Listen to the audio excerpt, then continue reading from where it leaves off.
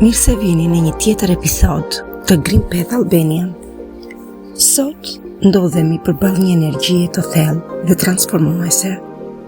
Është hëna e plot në Akrep, e njohur ndryshe si hëna e luleve. Quhet kështu sepse në këtë periudhë natyra lulëzon me plot ngjyra dhe jetë. Por brenda nesh lulëzon ndjenjat e vërteta dhe dëshirat më të thella. Akrepi është shenjë e ujit, e lidhur me misterin, pasionin, transformimin. Në këtë hënë të plot, jemi të ftuar të zhytemi në thellësinë e shpirtit ton dhe të lirojmë gjithçka që nuk na shërben më. Kjo është një ditë ideale për të përballuar frikrat, lënë pas energjitë e vjetra dhe për të ndjerë fuqinë e rilindjes. Hëna e luleve na kujton se si lulet që çelin pas një dimri të gjatë dhe ne kemi fuqinë të rilindim, më të butë, më të vërtet, më të ndriçuar. Sot më të ndjesh emocione të forta, ose shmang ato. Përkundrazi, dëgjoj, shëroj dhe lejoj të udhëheqin drejt çlirimit të brendshëm. Mund të ndjesh një nevojë të papritur për pastrimin e hapësirës së shtëpisë, për të shkruar në ditar ose për të medituar në heshtje. Bëje, është shpirti yt që e kërkon këtë. Këshilla për këtë hënë të plot.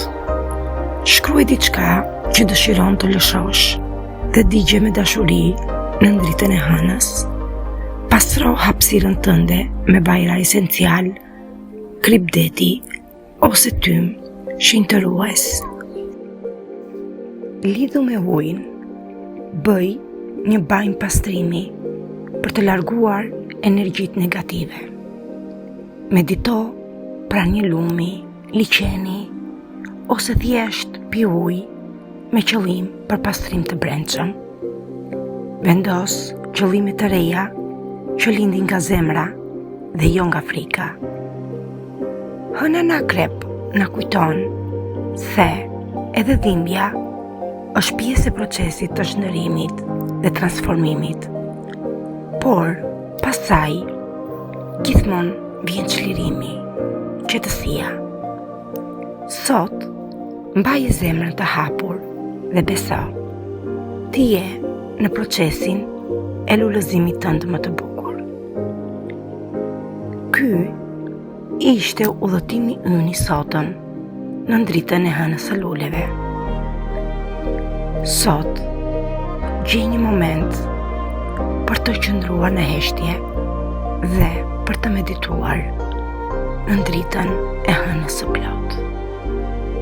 Shpreh asaj dëshirat e tua më të thella dhe çliro çdo energji negative që shpirti dhe zemra jote mban thellë.